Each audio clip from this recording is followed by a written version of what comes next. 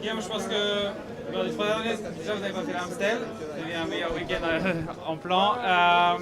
Mais Liège, c'est ça qui convient le mieux.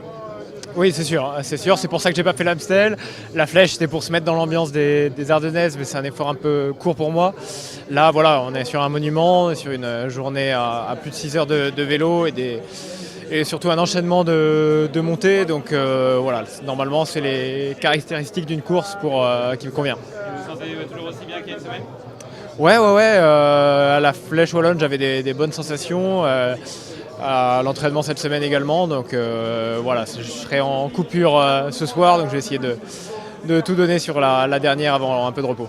Quel est le plan justement pour aujourd'hui? Avec ce qu'on sait du plateau et du parcours, comment tirer vos cartes pour vous personnellement et dans l'équipe Groupama?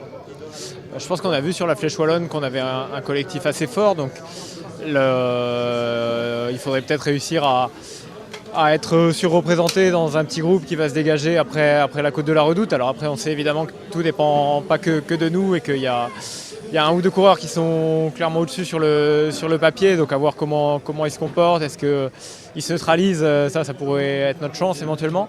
Mais voilà, nous, notre jeu, c'est d'essayer de basculer peut-être le plus possible après la Redoute.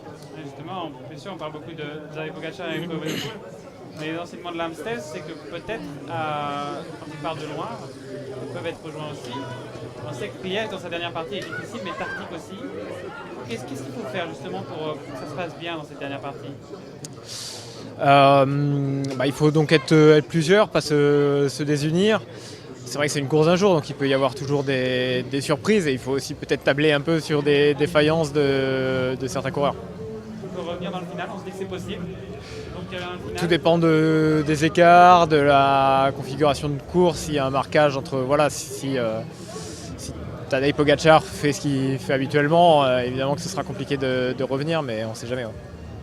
Merci, bonne course.